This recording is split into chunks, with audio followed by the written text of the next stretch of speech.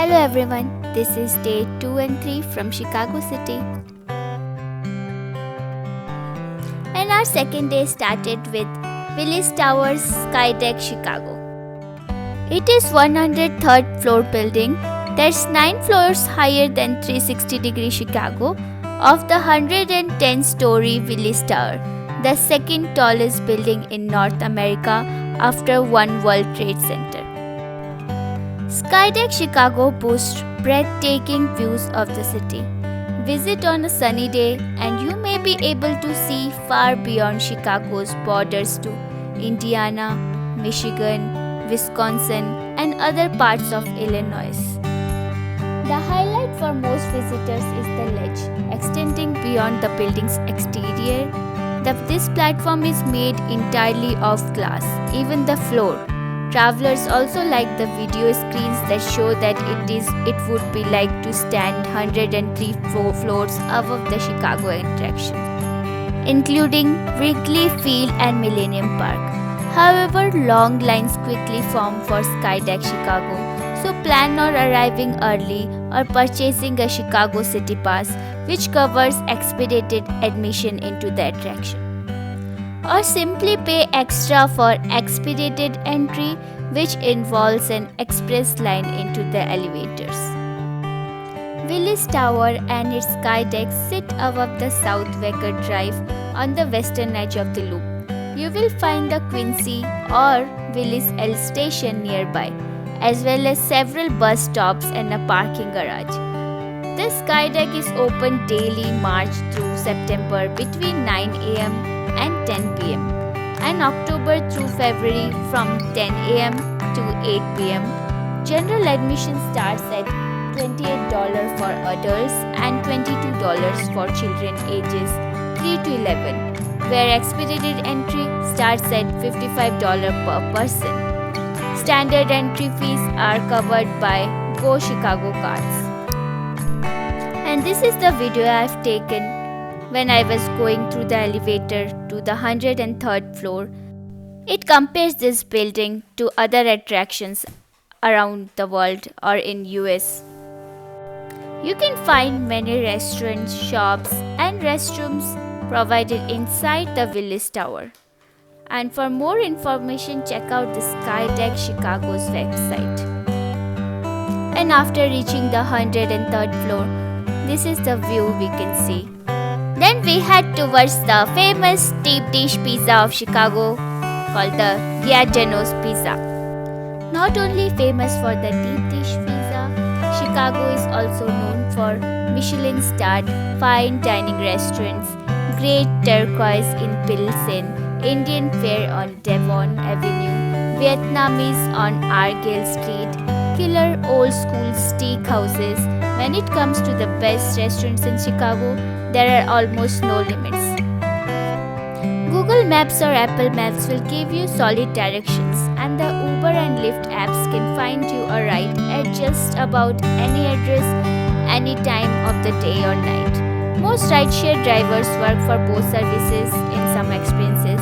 There's an app called the Transit app, which is a favorite real-time arrival projections for L trains and bus routes. And if you are a nervous navigator, you can tell the app exactly where you are going and it will take you a heads up when your stop is approaching. So we took that app and it was really nice because it just costed us $5 or $10 every day to ride anywhere in Chicago City. Let's make our way through the 360 Chicago Observation Deck, formerly known as John Hancock Observatory, on the 94th floor of the 875 North Michigan Avenue. This building, formerly known as the John Hancock Center, has tilt, an enclosed moving platform that tilts you out over Michigan Avenue from the 94th floor. If you are over 21, you can go up 2 floors and get the same view at the Signature Lounge at the 96th for the price of 2 drinks. Don't forget to relax and take some pictures from this 360 view of Chicago. And this was my 360-degree experience, and it was amazing there. And after that, we made our way toward the Navy Pier.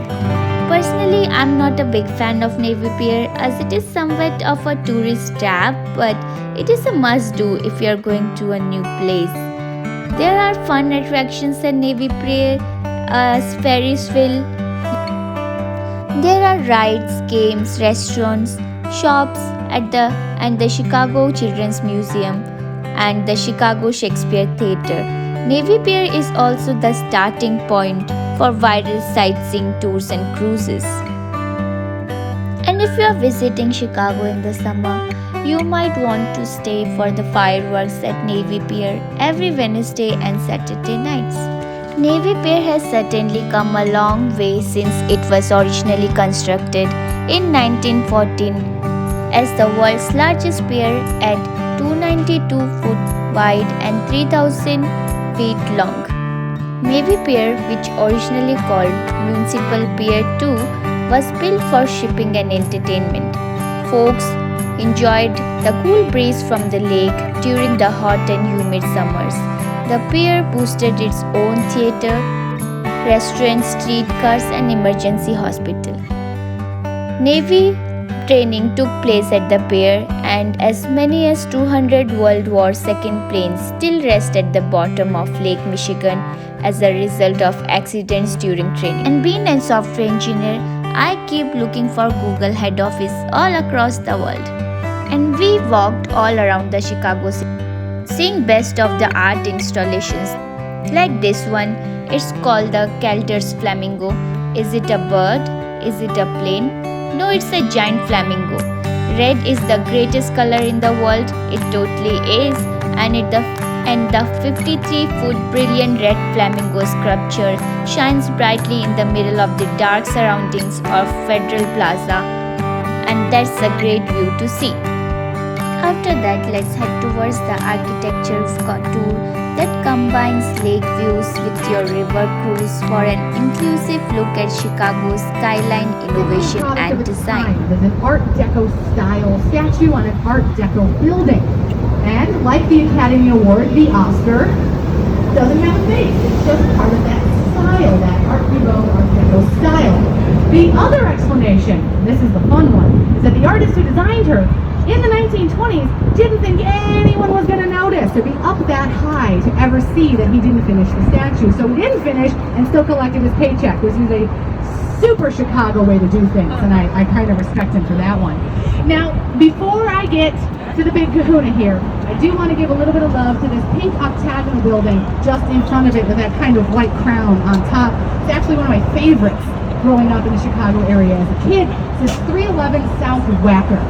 And the reason I loved it as a kid is because the top lights up bright white at night. And it always reminded me of White Castle.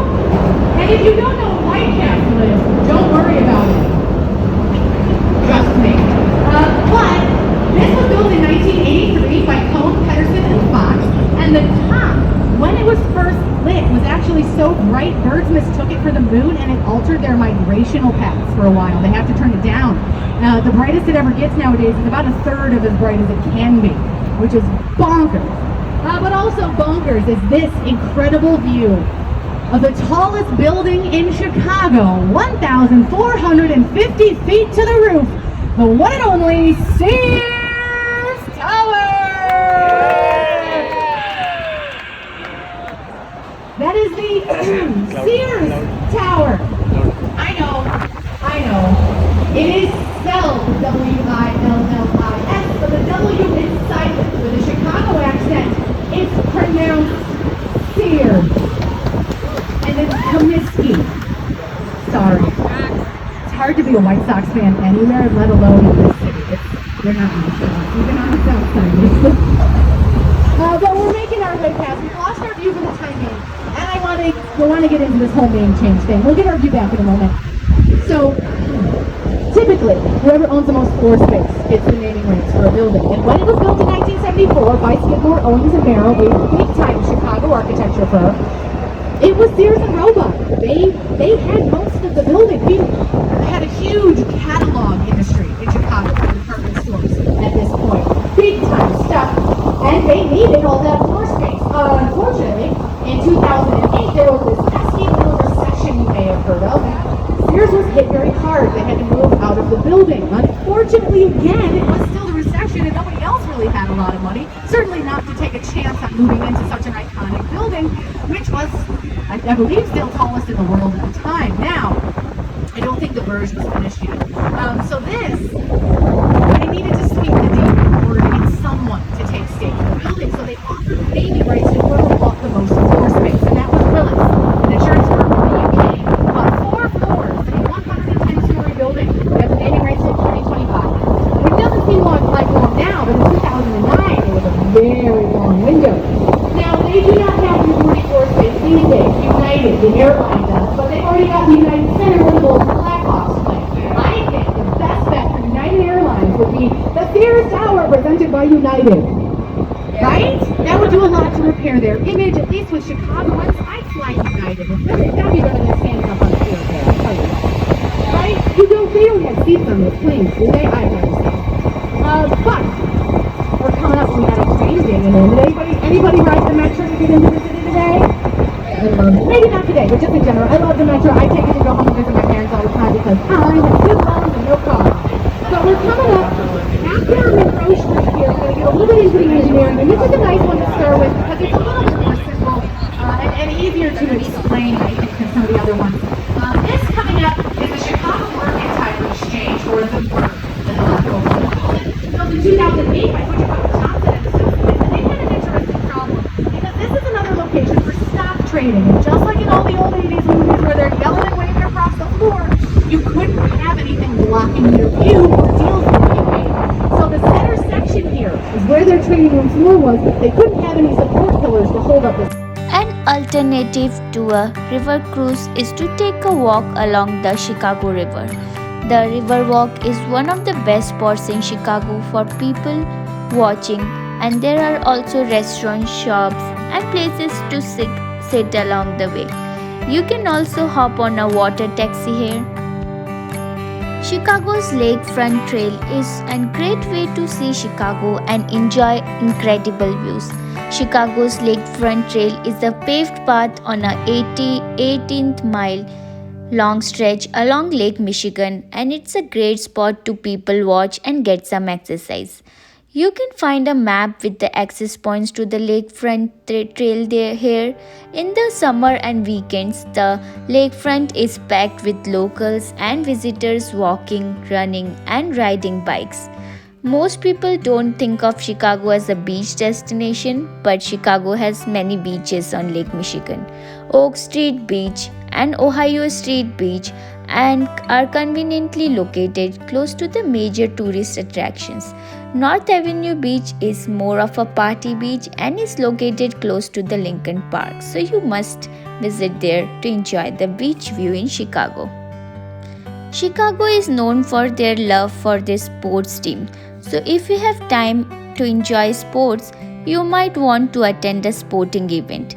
To those unfamiliar, historic Wrigley Field is home to one of the city's baseball teams, the Cubs. Whether a fan of the Cubs, baseball in general, or just a lively atmosphere, a day at a 100-year-old ballpark is a must for locals and tourists alike. If you don't need to enjoy baseball to enjoy a Cubs game, it is fun to just soak in the atmosphere while eating and drinking and enjoying the weather. If you want to see Wrigley but are unable to attend a game, you can sign up for tours of the stadium during the off-season. There is almost always one or more festivals or events going on each weekend. Some Chicago festivals are very well known and attract tons of visitors, but there are many festivals and events in Chicago where you will mostly see locals. For great food, music, and people watching, check to see if there are any festivals or events going on while you are in town. And this is our walk through the lake and soaking on the great night view of Chicago across the river walk. Also, you can walk the 606. The 606 is Chicago's version of the High Line in New York. An elevated trail goes through 2.7 miles of the city's northwest neighbors, Wicker Park, Bucktown, Humboldt Park, and Logan Square. It is a bit of a beaten tourist path, but it is great place to walk, run, or bike. There are several access points so that you can get off the trail to explore the various neighborhoods. And even though I walked whole day, but we wanted to just take in this amazing night view of Chicago by walking across the river walk. So this river walk is just 5 minutes away from our hotel. If you have seen photos of Chicago on Instagram, chances are you have seen photos of the Cloud Gate, the famous mirrored sculpture in Millennium Park. The Millennium Park is a free attraction, is a portion of the Grand Park. In addition to the Cloud Gate, Millennium Park also includes the Zay Fritzer Pavilion, the Crown Fountain sculpture, and the Lurie Garden.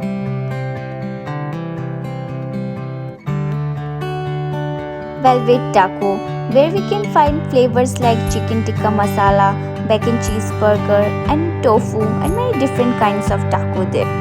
And sharing one of the pic from the ledger from the bean and sitting near the river walk. And this is the view from my hotel room. I could see people doing the sports, river sports, paddling, boating, and this is the Navy Pier.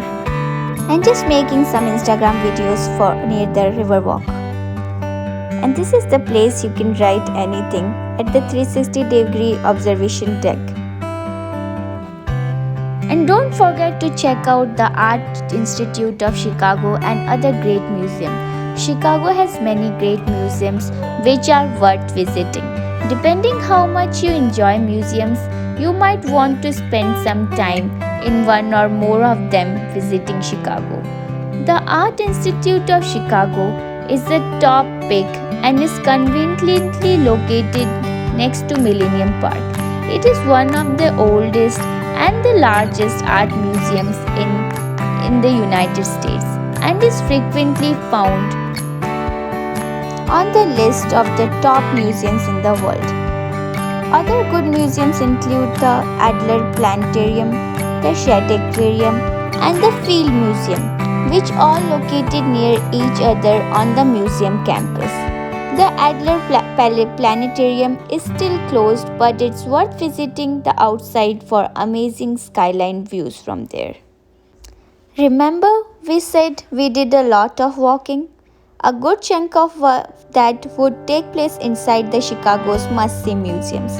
The Art Institute alone is the second largest museum in the United States, as I already told, at over 1 million square feet and with 300,000 pieces in its collection. Don't expect to knock it off your list in an afternoon. You will have to pay admission to most of the big institutions. Free days are generally offered only to Illinois residents, but a Chicago pass, as I already mentioned in my last video and this video, is a good way to get discounted admission to several of these museums. And plenty of smaller free museums and galleries never charge admission fees and are definitely worth your time. When we went inside the art museum, we were privileged to see the Obama portraits were going on. Outside of the building, thanks to the iconic pair of bronze lions that flank grand steps leading up to the entrance, the Art Institute of Chicago is just as impressive once you make your way inside.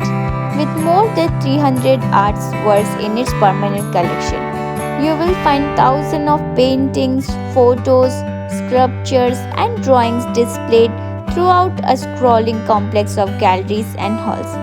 If you are a first-time guest, make a beeline for George's Sorats, a Sunday on La Grande Jete, a scene on Ferris Buller's day off. High and low culture is the best combo after all. And the contemporary collection of the modern wing. Returning visitors can explore the Throne Miniatures room in the museum's basement, as well as the traveling exhibits devoted to the likes of Andy Warhol and Van Gogh.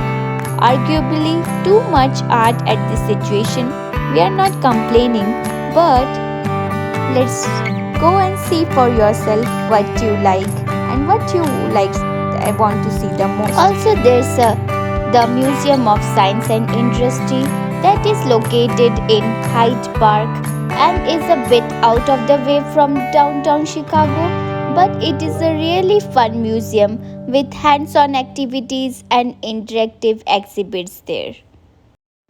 And again, I would like to mention, if you are visiting only a few museums and indoor attractions, consider purchasing a Chicago City Pass or Go Chicago card to save money on the entrance fee.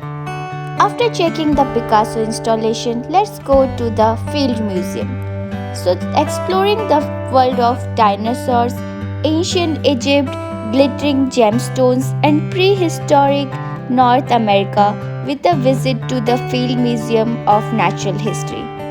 Choose the early access VIP tour option to enjoy a guided tour and all exhibit access tickets. There's a free cancellation fee up to 24 hours in advance to receive a full refund. Some highlights for the museum is see Sui, the largest, the most complete T-Rex ever discovered. Come face to face with the largest dinosaur that ever lived, Maximo, the titanosaur. Choose between general admission and all access pass or early access VIP tour. Meet the famous man-eating lions of Tesavo. Explore the only full-size mastaba tomb complex outside of Egypt. Marvel at 5,000-year-old Egyptian hieroglyphics. Wonder at the world's largest blue topaz. So a little description about the Field Museum. So when you will visit the Field Museum of Natural History, which is one of the Chicago's great museum with more than 35 world-renowned natural history exhibitions, there's something for everyone, from kids of age 3 to like adult. Imagine subterranean life in the underground adventure exhibit where you will shrink to 100th of your natural size to explore the world beneath the surface.